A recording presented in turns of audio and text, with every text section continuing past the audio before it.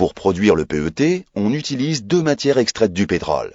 Un liquide, l'éthylène glycol, une poudre, l'acide téréphthalique. Ce sont des monomères.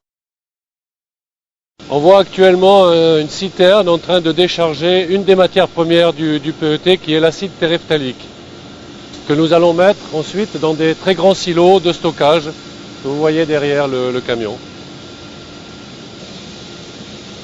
Ici nous sommes dans la salle de contrôle dans laquelle se trouvent tous les enregistrements de notre procédé et qui nous permettent de surveiller et de conduire l'ensemble des opérations de fabrication du PET.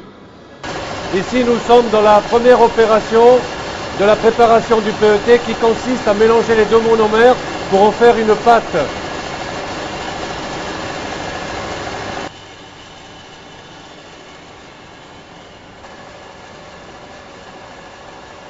Ici, nous sommes dans la salle où la deuxième opération est faite.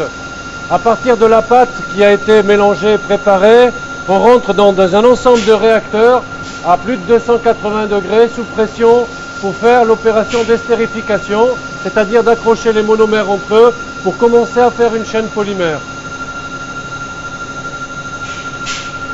Ici on est dans la deuxième étape de préparation du PET qui est la polycondensation qui va se faire sous vide à très haute température et où les chaînes vont finir de s'accrocher pour former un polymère complet qui va être sous forme de granulés. On laisse la réaction chimique opérer dans une cascade de réacteurs pendant quelques heures. On obtient du PET et de l'eau. Le PET se présente sous la forme d'une pâte visqueuse. On peut l'utiliser tel quel pour faire des fibres textiles. Mais pour faire des bouteilles, il faut extraire du PET toutes les impuretés. Donc, on solidifie la pâte. Elle passe à travers une filière qui fait des joncs de plastique. On les coupe en granulés. Les joncs qui sortaient de la filière permettent d'obtenir des granulés transparents qui ressemblent exactement à ça. Pour faire des bouteilles, il faut extraire du PET toutes les impuretés.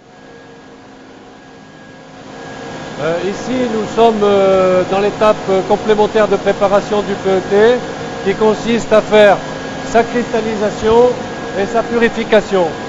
La purification est faite dans une tour de 40 mètres de haut dans lequel le produit va être complètement dévolatilisé pendant un temps de séjour qui est très très long.